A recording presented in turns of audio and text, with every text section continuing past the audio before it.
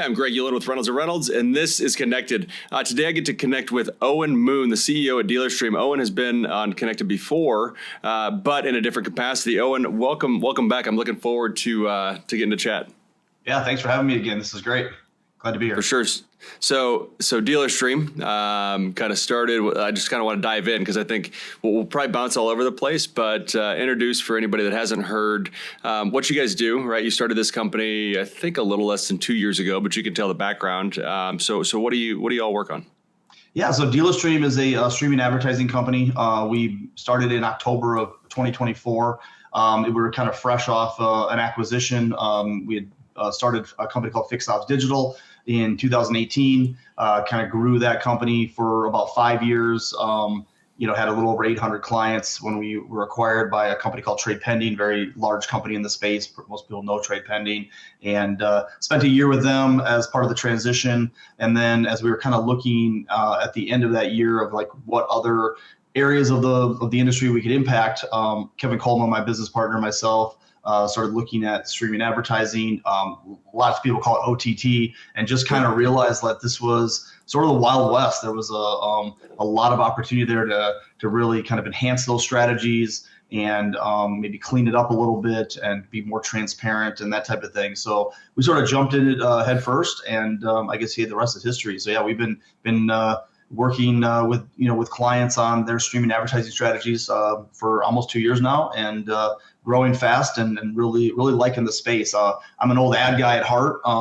When I first cut my teeth in the business was at an advertising agency that was 100% automotive focused. I didn't know a lick about automotive when I got going, but I knew marketing, and so spent some time in the advertising space. Obviously, as the business and the industry started to evolve into digital and that type of thing, I had to kind of move with it. But it's been great to kind of get back to some of my old roots with message and video and audio, and really getting a good message out in front of consumers on other than just digital inventory type of capacity. So.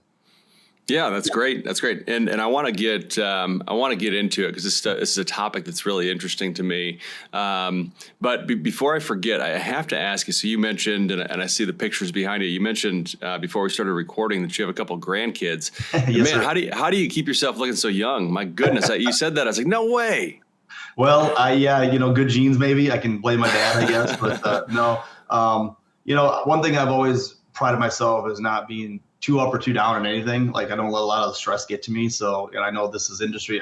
It's funny, in the ad business, I read one time, and I actually read this early, and it probably boded well for me. I read that the most heart attacks happen to advertising executives, and I said, well, I don't want to be a statistic. So, definitely. I just turned 51 this year, so Nice. just trying to reverse, the aging cycle in some ways, right? So I love it. No, I mean, looking good. Keep doing whatever you're doing. thank you, sir. Yeah, for sure. Okay, so let's get into this streaming advertising, right? And I think it's becoming more and more apparent that it's such an important channel, right? And an important way to advertise. One thing that stood out to me, I don't know if you're a baseball fan, but this year you couldn't watch the Home Run Derby anywhere but Netflix. Yeah. And, every deal is different, but when these major sporting events and obviously other major events start happening on streaming only services, during college football season, I'll end up buying Peacock because I want to watch some games that are on Peacock. And so there's all these services that are starting to get these deals done where if you want to capture that audience, which is a big audience, you kind of need to be there. So talk a little bit about the evolution of streaming services and how, this channel of advertising has become so important.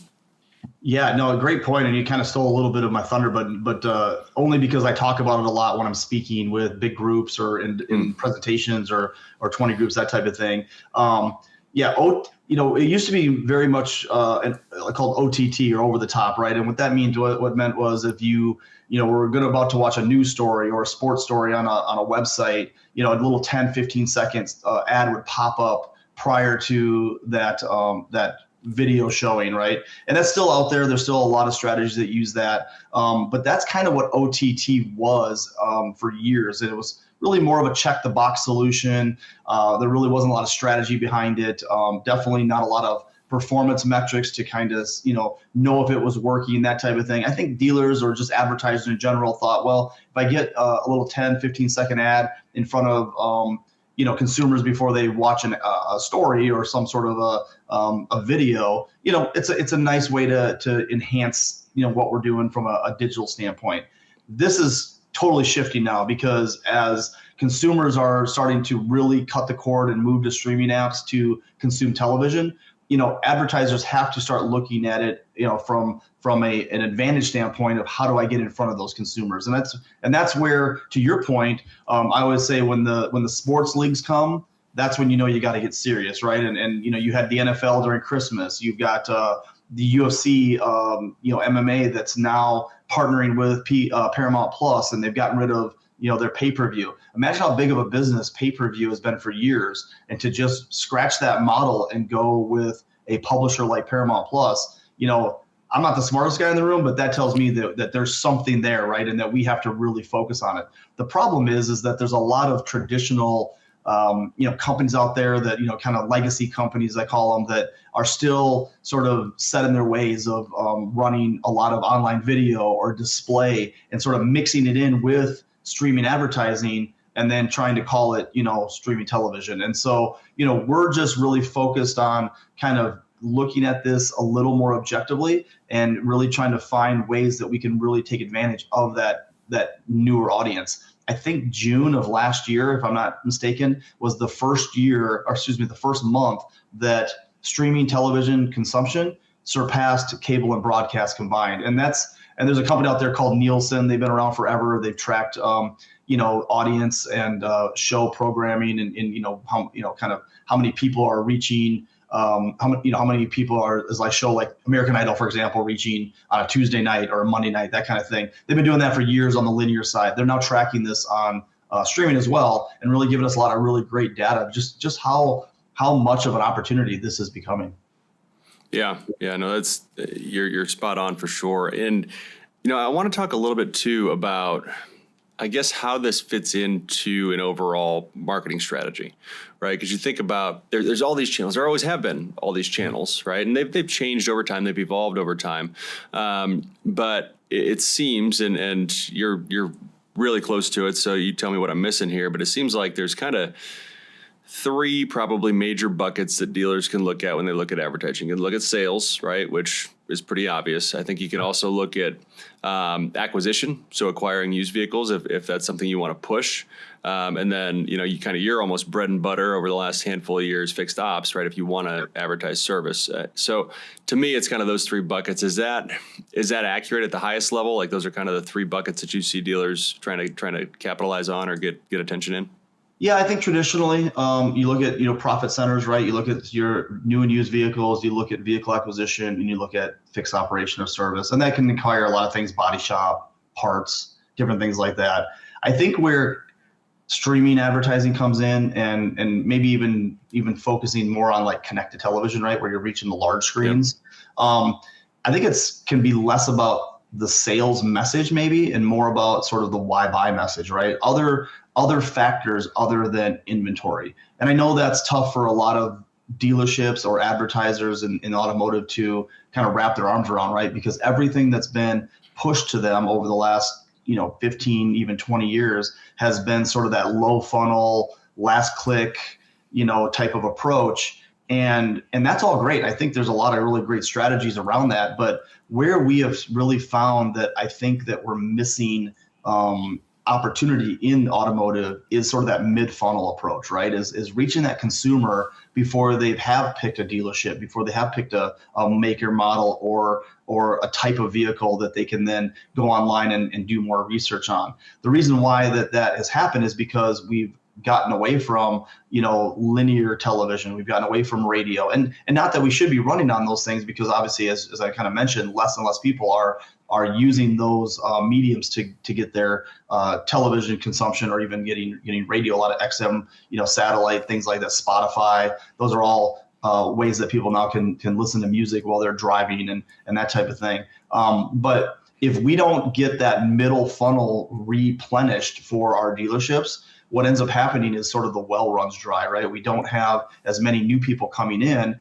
And so what ends up happening? They end up regurgitating their CRM constantly, right? They're constantly reaching out to people in their CRM. And I think a lot of times that gets,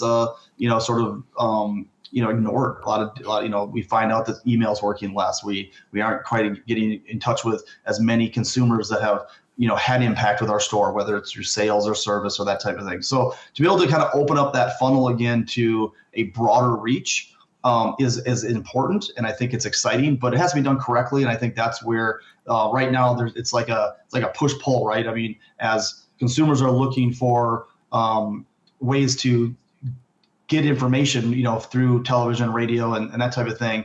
I think the advertisers have just been really slow to get there with some of this newer technology like streaming advertising. So what is the formula, I guess the creative formula? You said done correctly, right? And we're trying to capture that mid-funnel kind of consumer. So high funnel, is awareness, and then they start thinking about, okay, where to buy, and then finally it'll be, kind of specifically what and how to finance it and all those types of things. So that mid-funnel, like what is the creative formula that you've seen work the most? And I'm curious because there's a lot of different takes on it. Yeah, not to try to be too controversial here, but first of all, you got to have a partner that cares, right? Or that wants to actually do it correctly. I think some of the things that we've uncovered is that there's a lot of sort of bad actors out there that are, telling dealers that, hey, we're going to get you on streaming television, where, a lot of the audience is like a Landman or a Yellowstone or some of these high value shows. And then you see a report and it's filled with a lot of that free advertising, like a Philo or a Plex, which is, a lot of lower quality content and for that matter, audience. And there's some fraud stuff in there that I'll maybe talk about a little bit. But that's the challenge we see right now, is just to make sure that you have a partner that actually has your best interest in heart. But let's just say we move beyond that and say, okay, we now found a partner that has given us, the right strategy. Now it comes down to very similar, I think, in how we used to buy linear television, right? One of the things that we always talk about is time of day. You see a lot of, advertisements and things like that are kind of, as we used to call it, kind of run a network, right? It's like, hey, or a rotator, for example, you might say, hey, I'm going to run from 12 o'clock to 12 o'clock. Just go ahead and fit me in with some ads. You're going to get them a little bit cheaper. They're going to be, a little more cost effective, but we're not going to necessarily regulate where we're putting them. There's another strategy, and this is what I did a lot for years, was you bought the 6 p.m. news, you bought the 10 p.m. news, you bought American Idol on Monday nights, you bought David Letterman and Jay Leno. Why? Because Nielsen told us that that's where the ratings were. That's where the consumers were. So a lot of consumers are still watching television between 5 and 11 o'clock at night. They're just doing it differently now, right? They're watching it on your Hulu apps. They're watching it on the Paramount Plus apps, the Prime Video apps. So the consumer behavior hasn't changed all that much from when they watch the advertisements, or sorry, when they watch television and what shows they're watching. Still going to watch the popular shows and all that, but they're now doing a little more on demand. And so you just have to make sure that the strategy fits the consumer behavior. And it might cost a little bit more, like those CPMs are going to be just a little bit higher, but it's sort of moving away from that cheap CPM, low quality impression environment to more high quality targeting and show targeting that we can now do. And a lot of that has happened over the last few years. It's not something that was relatively available prior to, I'd say, 5-6 years ago, where the publishers didn't have as much capability as they do today. I think what happened was when I got a gnat flying around me. When everyone kind of went home for COVID, the amount of people that signed up for different apps like Netflix and things like that kind of skyrocketed, but these publishers didn't have a way to monetize it. Well, obviously over the last 6 years, they found that, hey, this is something that we can work towards to help us make money off of. And so they made it easier for us to be able to buy those programs more effectively, but it does take a little more work, and you've got to have the right partner that can help you sort of get there. Yeah. So how do the ad buys work in this world?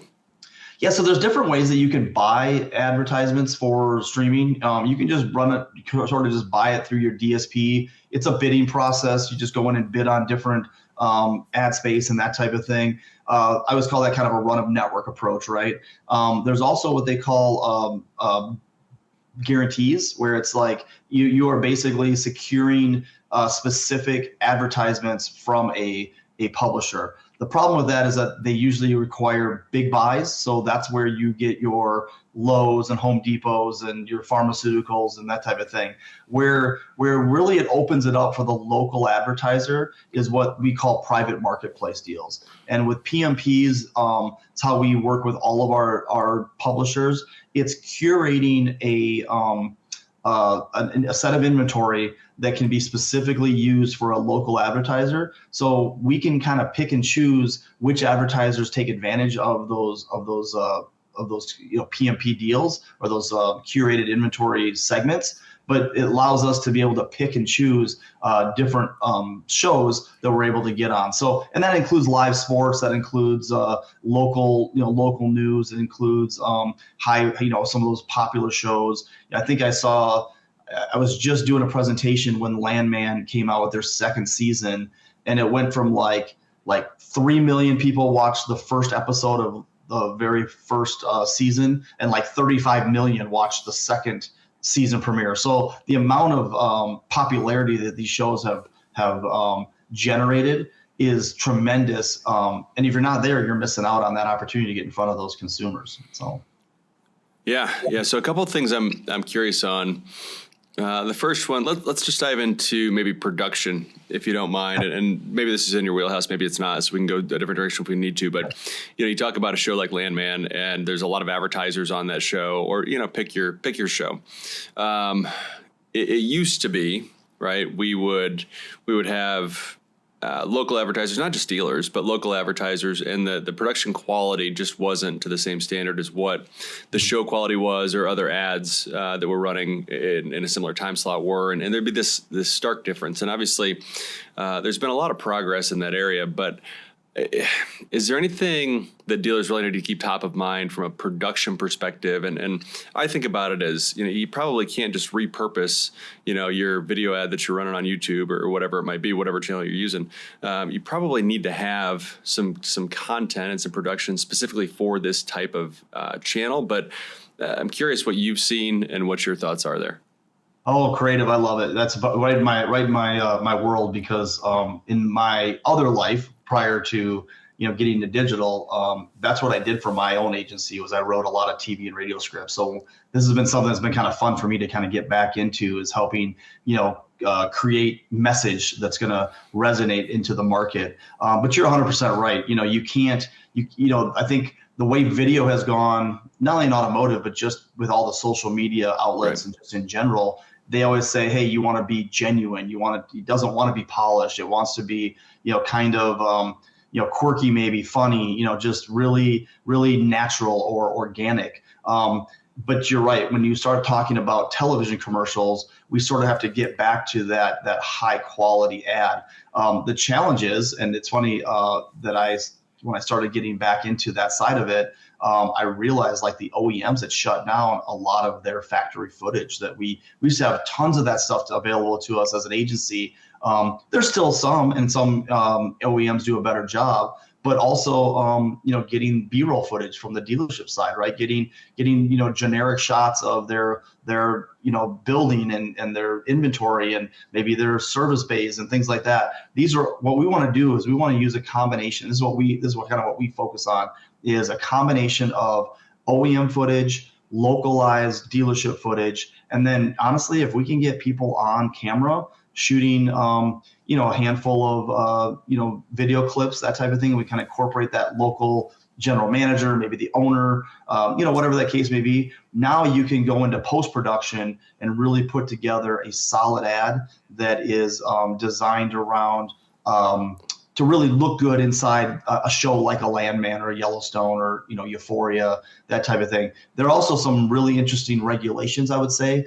Maybe regulation is the wrong word, but like, for example, we have now started to eliminate QR codes from our ads because some of the publishers won't allow them. So, instead of trying to do 3 or 4 different ads, we just say, hey, no more QR codes. QR codes are great in theory. I don't know a lot of people that are stopping what they're doing and going, well, let me try to use a QR code. There's other ways that you can do stuff like that you can get away from the QR code aspect. And now the publishers are actually dictating some of that as well. So, but yeah, creative is a big thing. I think that if we can, I would say you've got $1 million in inventory, you've got a multi-million-dollar building, and then you're going to throw out a $10 piece of creative. Like, it doesn't make any sense, right? Let's really take pride into what we're putting out there for the consumers, and make them see that we are the high quality business that they see when they drive by the lot, right? Yeah. So what types of trends are you seeing then in the creative, in the messaging specifically, on what's working, what's not? I mean, there's obviously different approaches, right? You can build out an advertising campaign, certainly with video around events, right? So if you have 2 events a month or 1 a month, you can build out a campaign and bring people into that event. If you want to focus on your new building and all the amenities that you have at the building, great. If you want to focus on your loaners when you're in for service, there's all these different strategies, right? Are there any trends that you're seeing stand out that either are making a comeback, or maybe they've always been there, or are new that you've seen that seem to be working and getting attention? Yeah, I think it's a little bit unique to each dealership, that we work with. Sure. But I think what we have seen the best is that we want to be on all the time, right? So you kind of talk about an always on strategy. That has to do with what people would call evergreen, or more like a branding style ad, kind of a why buy or a why service message type of thing. The other thing is having multiple ads, right? If we could have a dealership ad about their, about the dealership specifically, we could have an ad about that they want to, acquire vehicles at an aggressive rate. If they want to talk about their service departments, we can run those ads in tandem and just, on some sort of a rotation that makes sense. But then to your point, right, you might come in and say, hey, now we want to do offer ads. Like, we have some great incentives that just came out from the OEM. Let's get those out there. Also, sales, if we're doing like a big tent sale, or we're doing a big used car sale, there would be a certain time frame that you would want to mix that in. That's pretty easy to do. The hard part is obviously getting the creative and making sure it's all lined up in a nice, what we call traffic environment, where we're saying, hey, these ads run from here, and then these ads run to this time, and that type of thing. So a little planning can go a long ways on that. There are some other unique things that we are doing. Like, we just rolled out a product called Inventory Sync. Essentially what it is that we are taking real in-stock vehicles from the dealership's website, and we are pushing them into our CTV ads. So you can think about a big screen, right? And you might say, well, 3/4 of the ad is going to be about the dealership and whatever the message is they're doing there. And then you have this little smartphone on the right-hand side where we're rotating in maybe 6, 7 ads or ad vehicles each ad. And that's dynamic, so it changes, right? So, kind of more of a one-to-one approach where every person that's in that household sees that ad, and then the next person sees a different ad per se.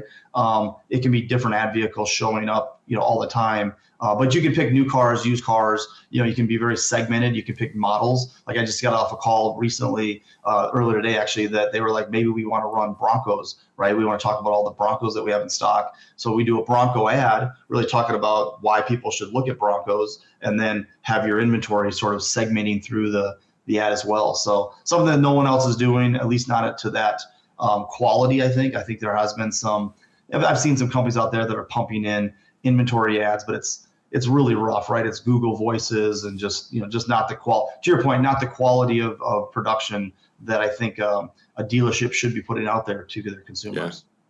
Yeah. Now, can that be dynamic, right? So you come from a digital ad world where, right, based on behavior, and I think about a lot of the exciting stuff that's going on in the CDP world and the CRM world, where all this information, all this data is coming together from consumers, right? Demographic information, transactional information, behavioral information, what they've looked at. So if somebody looks at, use the Bronco as an example, right? If somebody is on your website, or in some cases it could be a different website, and that information is still getting fed into your CDP or CRM or both. So you have that data as a dealer, and I know that Owen's looking at Broncos, right? And he's looked at a blue one and a white one. He'd look great in both, but he's looking at a blue and a white. Might not fit either one of them, but we'll figure it out. He's looking at a blue and a white one. And Owen is now watching TV, right? He's watching Landman or whatever, and I'm going to pop up an ad. Is the technology there at this point to be able to serve up, those two Broncos in front of him? Because I have them in inventory. I know he's looking at them, and I want to serve those two as kind of that memory trigger and that recall trigger. Well, it's getting there. I mean, it's not quite there in that capacity because it's coming the other way. Think about it almost like sitting on top of it, right? We're going to be the top one first to show ads.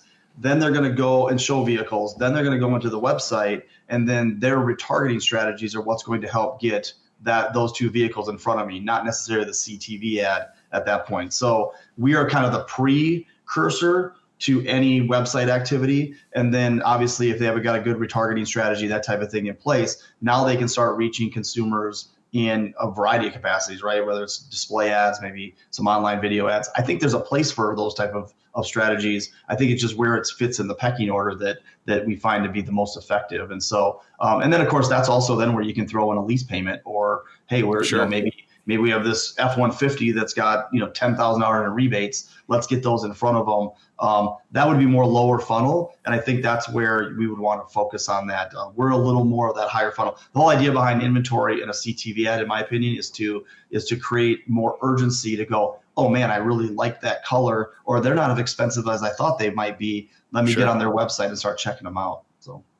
Okay. So what then, to kind of keep going down this path, what do you measure, right? What do your dealers look at to view success, right? So, I mean, it's always been a little bit, struggle's the wrong word, but there's always been just some level of friction between the person paying for the advertising and the person delivering the advertising. Because in so many instances, it's really difficult to draw a straight line, right? A straight attribution line, right? So it's causation and it's correlation, and how do you kind of measure that success, and what are dealers looking at to measure that success? Yeah, it's like the $1 million question, right? And it's always out there. It's like, how do I know it's working, right? And I think that's the part that's always challenging with any digital marketing. Part of it is because I think when it first came out, we were told, like, we're going to be able to tell now who has been on your website, who's bought, and how we close that gap. Obviously, with some of the PII challenges we have these days, like, that's pretty tough, right? So with us being sort of a first touch point type of strategy, right, where we are the mid funnel approach, that type of thing, we understand that once somebody sees an ad, and whether it be once, twice, 3 times over the course of a month, they're going to take other actions, right? And so that's where you kind of talk about it's not really a linear path. There was a tech company that came out with a report at one of the conferences last year. They actually did some research. They closed the gap a little bit and showed that with a CTV ad, particularly, this particular example had 74 touch points before someone bought a car, and it took them like 90 days to buy. So we will never try to be that attribution company that says, oh, we were the responsible for the ad. There are some out there that are trying to do that, and I find it to be somewhat comical that dealerships actually like buy it, because it's like, hey, I helped you sell 20 cars last month. Okay, well, if you've got that data, tell me who they are. Oh, I can't tell you that because there's some PI stuff. So at that point, I'm like, well, okay, that's just numbers on a chalkboard, right? So let's focus on what really matters. For us, what's our biggest KPIs are 2 things. If somebody sees an ad and then comes to the dealership, we can track that because we use the device IDs of smartphones, iPads, that type of thing. Those are really good for like service campaigns, right? Because people are coming in to get service. We know if they're taking action. The other thing we look at is website visitors. Now, the interesting thing about website visitors is that that's sort of always been a trackable thing, especially on clickable type of events or advertisements. Typically, it's a referral link. Someone clicks on an ad, goes right into GA4, and now you should be able to track that from, here's what your report says, here's what my GA4 says. There should be some correlation. Well, since we do mainly connected television, it's not clickable, right? People are not going to click on a big television while they're sitting on their couch. So what we do is we pixel the website, and we're able to track how many people saw an ad in that household and then later went to the website to shop. We actually look at that as a much higher value website visitor, because what ends up happening is I have to actually, as a consumer, go to my desktop, type in the website, go to my smartphone, type in my name into Google, in the dealer's name into Google, and then click into the website. For us, that's a much higher quality website visitor than somebody that actually clicks. Because I know myself, I accidentally click on ads all the time, and then I just bounce out of them. And unfortunately, that shows in your analytics, right? All of a sudden, you're like, oh, 99% bounce rate, 2 seconds time on site, not a very high quality consumer there. It's because there's a lot of fat fingering going on, a lot of mistake clicks going on, based on just like when they pop up those ads and that type of thing. I'd much rather know that this is how many website visitors I was driving to a dealership, knowing that they actually had to take a much more precise action in order to get there. Yeah. So put on your dealer hat for me for a minute and think about this from a dealer's perspective, because just listening to that, it all makes sense. But I can't help but think, okay, so if I'm a dealer, to me, I run the marketing strategy, right? And I have different companies that help me in the niches that they're great at, right? So as an example, streaming TV, right? I want a provider that's going to be able to do these buys. It's going to be able to put my placements there that I might be able to work with on creative. But that's not my entire marketing strategy, right? That is a piece of it. And I, as the dealer, the marketing manager, or whatever my role is at the store, I want to be able to work with all of the providers that I'm using, right? Whether that's my website provider, whether that's my marketplace listing provider, whether that's my video provider, my streaming TV ad provider, like all of these providers, because they all are working, right? Like advertising and marketing, it works, but it's more effective if they're all working together. So, as a dealer, what have you seen work the most effectively, I guess, as far as how to manage that and manage those relationships with your different providers? It's been relatively new to us, coming because I'd spent so many years over on the service side, which is a whole different world. But prior to that, in my agency days, we were very siloed, right? Because we handled a lot of strategies for the dealership from A to Z, right? And so what ends up happening is you end up, in a lot of cases, vendors will end up being really good at stuff, but not great at anything, right? Kind of like, hey, we can do it all, but we're not super great at everything. So then you got to look back and say, okay, well, what if I picked a provider that's good at paid search, and I picked a provider that's good at social, and I've got my streaming, now that's where the challenge comes in, because now everybody's sort of fighting for, every ad dollar, and trying to, in some cases could be undercutting the other vendors, showing, hey, this isn't a me problem, this is a them problem, that kind of thing. So what I've seen actually work, and it's been really good for a couple of our larger groups, is they have partner calls every month, and they will bring us all on the call, and we will have large discussions between everybody. So it's not just siloed by partner to partner. These guys have said, hey, you're all getting in the sandbox, let's play nice together, let's figure out how we can work together. The example that I would use is sort of creative, right? Hey, I'm running all of these lease payments on social, so can I match those on my streaming television commercials, or whatever, we're having all these over the course of 30 days, to your point, like you said earlier, we might have 2 sales going on.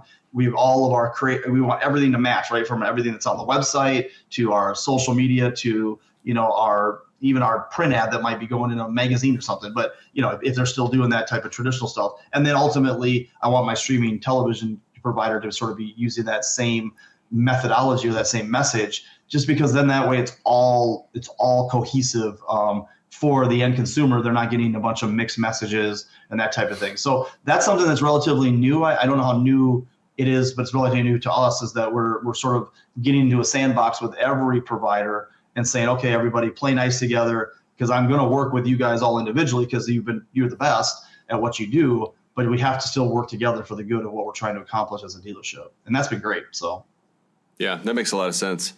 So Owen, let's talk a little bit while I have you about where you see the puck going to. I mentioned earlier, all this data that dealers have.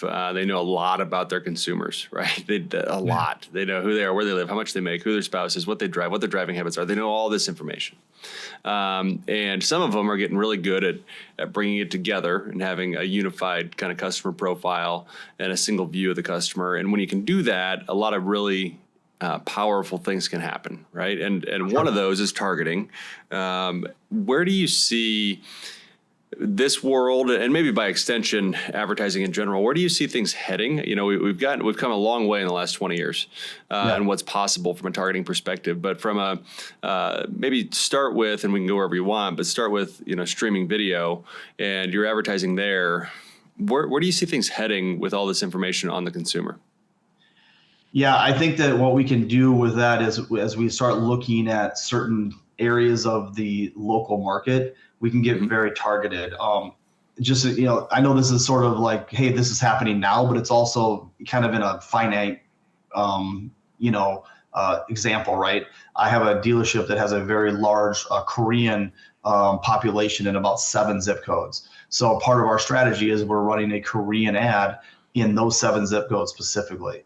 That's the kind of stuff that, as we continue to evolve this and get better at like knowing who's in our local market and how we can reach those people, that's the kind of thing that I think streaming TV can really be a benefit. Obviously, you're going to have audiences and different things like that, and as these CDPs continue to mature and dealers can figure out how to actually use that actionable data, we'll be able to kind of pump those into streaming ad campaigns as well. But at the end of the day, it's really looking at your market and saying, okay, this is what I know is in my market. How do I reach those people? And Spanish has been a big one. I think Spanish has been something that has been for years, the ability to target Spanish-speaking devices, Spanish-speaking homes, that type of thing. But look, we're a very diverse country, right? So to be able to get into other nationalities like Korean and things like that, I think it's exciting times, because it is a way for us to be able to, really, because let's be honest, those nationalities might have a little bit of fear sometimes of coming out and shopping at a dealership, because it is a little overwhelming.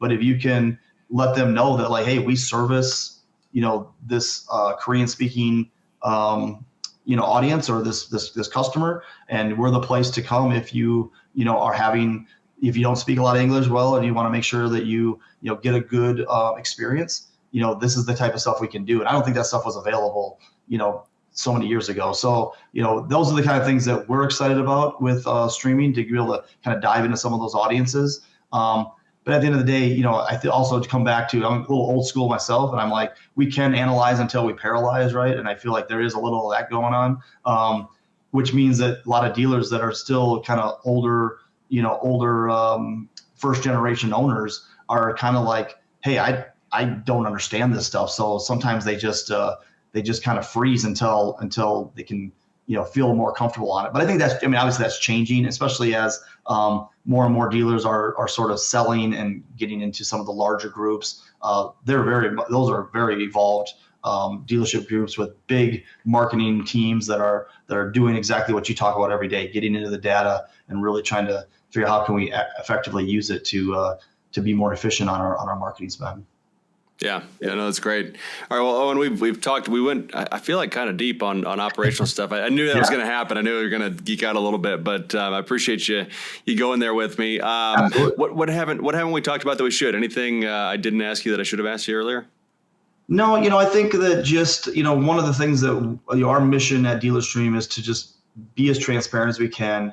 Make sure that when we do work with a dealership or a dealership group, that we tell them what we're going to do. Then we do it, and then we show them what we did. And if we can do all of those things, we feel like we will have a good partners for months and years to come. And just really look out for some of the bad actors out there that are still out there. I think they're going to slowly get exposed, and either have to change their model, or they will sort of weed themselves out. And but at the end of the day, look, this isn't going away, right? More and more people are continuing to move to streaming apps to consume television, or to use the likes of Pandora and Spotify and stuff to listen to music and podcasts. Podcasts are getting to be a huge, they've been a huge for a while, but to be able to advertise on them now is so valuable, because people have their favorite podcasts that they listen to daily, weekly, that kind of thing. So definitely, if you've looked at OTT in the past, I'll say this to the dealerships out there that are listening, if you've looked at OTT in the past and just have not felt like it really got you anything, just kind of sort of wipe that out of your mind, because what we're doing with streaming advertising now is not even close. But fortunately, it still kind of lives in that world when you talk to dealerships. They're like, oh, I've tried OTT. Yeah, I didn't have a lot of luck with it. Hey, give us a shot. Let us show you what we're doing, because we are definitely making an impact. So. Good stuff. I love it. Well, Owen, thanks so much for joining me. I appreciate all the time. It was great to catch up. We'll have to do it again sooner than 2 years from now, I suppose. Maybe. Who knows? But no, I do appreciate it. Thank you so much for letting me come on and kind of catch you up with what's been going on in my life. So always good to talk to you. All right, Owen Moon, CEO at DealerStream. Thanks so much. We'll talk to you again soon. Thank you, sir. Well, if you stayed with me on that one, I hope you got a lot out of it. Owen Moon was a great conversation. He's a great founder. Love talking with him, and I knew we were going to geek out a little bit on the marketing strategy pieces, something that I think both of us have done for a long time in auto retail. But thanks so much for joining me. Don't forget, Amplify is in 10 days, so you got to make sure to register if you haven't already. I'm looking forward to seeing everybody out there. You can register at rayray.com/amplify. And before we hop off, don't forget you can watch or listen to all episodes of Connected on YouTube, Apple, and Spotify podcasts. And make sure to hit subscribe so you're notified every other week when new episodes are released. Thanks so much. We'll see you in 2 weeks.